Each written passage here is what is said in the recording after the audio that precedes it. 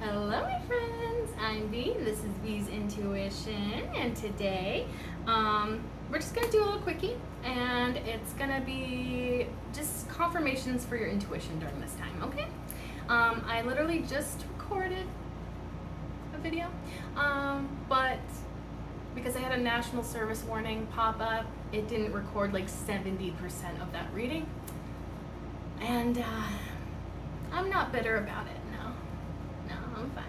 It's good. It's great. I'm like, no, I'm kind of upset about it. But we're just gonna do this one, okay? Maybe this one was the real one that was supposed to happen the whole time, okay? So anyways, let's just dive right in. Please and thank you, Spirit. What do you have for confirmations for the collective's intuition during this time? Please and thank you.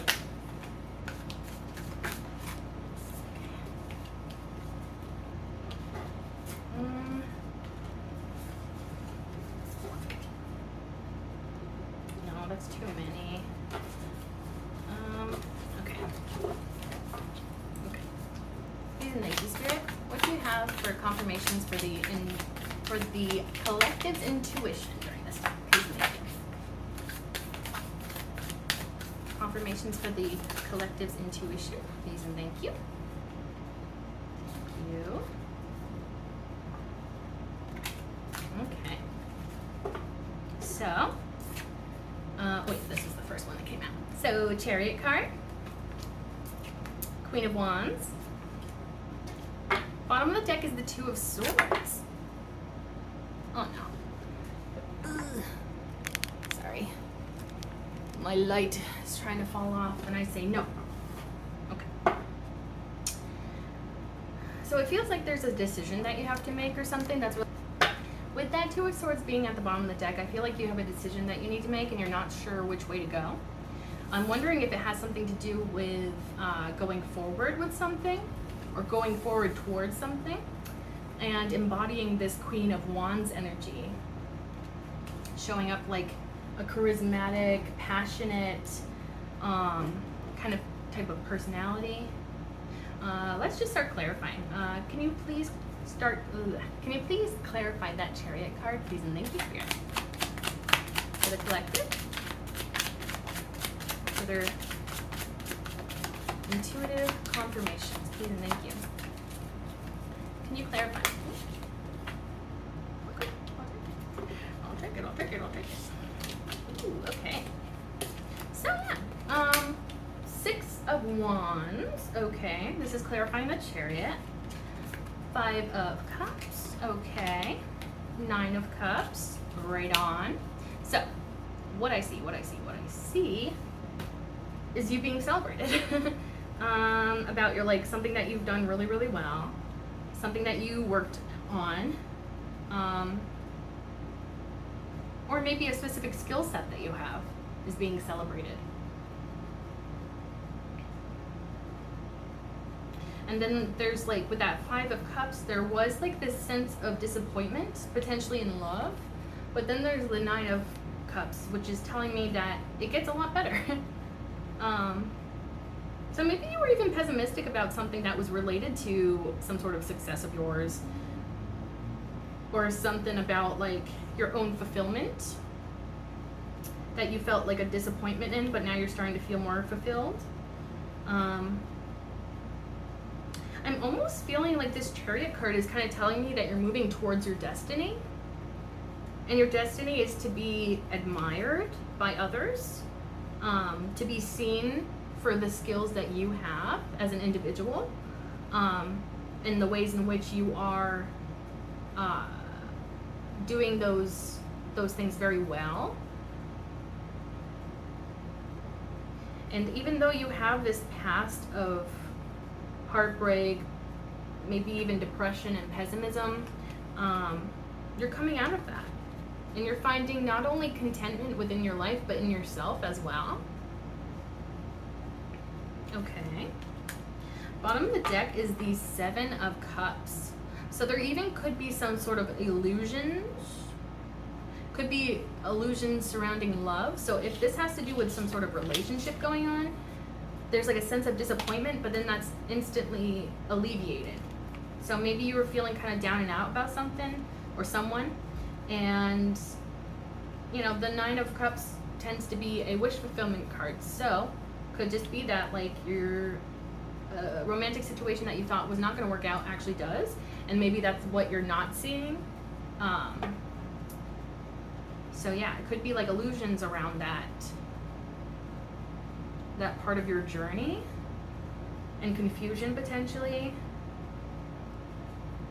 You also may just be feeling lost in terms of like the dating scene. To me, it almost screams like dating apps, and like the weird things that you see on dating apps almost is like kind of this is the energy I'm getting. It's like you'll see people's profiles on dating apps and it's like, who raised you? And you're like, you see the things that they post on there and you're just like, you think that's good? You think that's healthy? You think that's gonna catch you like attention on a dating app? Like some of the stuff you see out there is insane, and I feel like honestly that's kind of you when it comes to dating. You may even be like taking a step back from dating, you know, because it's so chaotic out there is kind of the energy I'm getting. But you're not seeing things clearly and you're having some confusion here, and I feel like it could be over love. Okay, let's go on to the Queen of Wands. Please and thank you, Spirit. What do you have for that Queen of Wands? Please and thank you. Okay. The Death card. Interesting. And then that was followed by the Four of Wands. So yeah, your love life is transforming. Okay. And yeah, I'm almost feeling like you could have been very independent and now you're transforming in a major way. And that transformation is you're not going to be single for much longer. Like there's union coming in here. This is the 1111 card. Could be twin flame if you associate with that. Or soulmate. Yeah. Honestly, yeah. I feel like you may be embodying this Queen of Wands in the present moment in some way. Maybe you're focused on your passions. Maybe you're really enthusiastic during this time. People see you as powerful. Yeah, like even charismatic to a degree. But it feels very much like you are self-sustainable, you know? Yeah. And so maybe you're used to being on your own, and then suddenly there's this huge transformation, a death and rebirth. And it's like, I almost feel like your single years or your single time, like your time of being single is coming to an end. And what's starting is a new beginning in love. And it feels very happy. Bottom of the deck is the Five of Swords. So I'm honestly getting that you may have some fear about getting into a relationship with somebody. And I think that this could be due to past baggage, past experiences, people that mistreated you, bullied you, made you feel lesser than. And this feels like people that were really close to you that did this to you. And so it's like no wonder why you would have your wall up or why you would be uncomfortable with the idea of getting into a relationship with somebody, because I feel like this was your past. People that took advantage of you, people that bullied you, people that mistreated you. And it's like, it's almost like you're afraid of people getting close to you because that's based on your past experiences. That's what hurt the most, when people close to you hurt you. And so it's like letting anybody else in leaves you vulnerable. And so maybe that's what this Two of Swords on the other bottom of the deck is talking about. That you have to decide between, you know, staying in your singleness or having a really great union. I feel like both sides you could enjoy, you know, but it's like that decision is yours to make, you know, at the end of the day.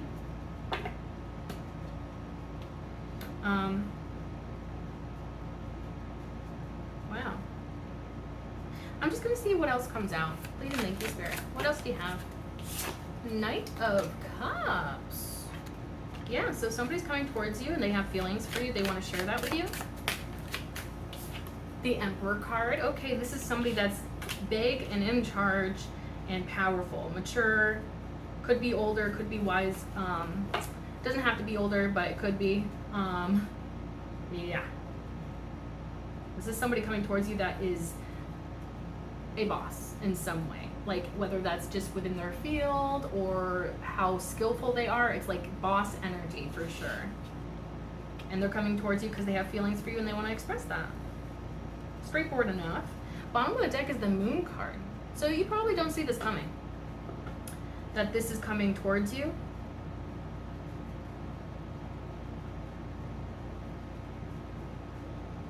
But this also can speak to fear. So it's kind of going back to that like hesitance I was picking up on, like where it's like you may have been single for so long, or your past experiences have kind of like painted relationships in a non-favorable light. Yeah, so there's the fear with that Moon card as well. So it's like, yeah, I feel like your past experiences have not painted the best picture of what love looks like. And so, yeah, this could be very triggering for you. This could trigger a lot of fears of the unknown, because when you think about it, you start a new relationship with somebody, or you're starting to get to know somebody for that reason, you're vulnerable and you have no idea where it's gonna go. You know, it could be someone that you talk to for a few days and then they ghost you, or you ghost them, or whatever. Or it could be somebody that you spend the rest of your life with. You know, like when you start new things like that, new cycles, and you open up to new people like that, it's like, yeah, of course it's going to be scary and uncertain, and you don't know where it's going to go, and you don't know if it's going to be a waste of time or not. And so like really the only way I'm getting that the only way out is through. And I feel like that kind of applies, you know, like if you want to find your soul person, the only way that you're going to be able to find that soul person is if you open up to people that come into your life. And, you know, when they show that they're not your person, when they show that they are your person, you make decisions based upon that. So yeah. This could also be telling you to trust your intuition during this time, especially when it comes to making decisions. Trusting your intuition is key. You know, trust any intuitive downloads that you're getting during this time for sure. Also, like, also trust your feelings, you know? Like, if you feel like this person coming towards you is just not the energy you're looking for, or, you know, like doesn't seem like a good fit for you, well, trust in that, you know, believe that feeling, and act accordingly. I mean, I feel like this person's probably a catch. They seem like pretty cool, mature, wise, experienced, like somebody that's very serious, you know? And I feel like will take you seriously as well. So, seems like it's good, but you never know. You gotta trust those feelings, that intuition that's coming from within. And trust that the things that are on your path are for you, are meant for you, you know? I feel like Spirit is leading you down the path, and you kind of just have to blindly trust Spirit during this time. But I feel like when you do that, it gets a lot easier. It's a lot less scary the more you go along this journey, the more you go down this path. And so just trust that Spirit is leading you to your destiny, you know, to where you're supposed to be, and where you will be most happy as well. Okay, so that's the reading. Yeah, so I hope that this resonated. If it did, feel free to like, comment, share, and subscribe. If you subscribe, you can become a part of the Hive Collective, because my name is Bee. These live in hives, and you can come on or be like me, and we can be a little bee family together.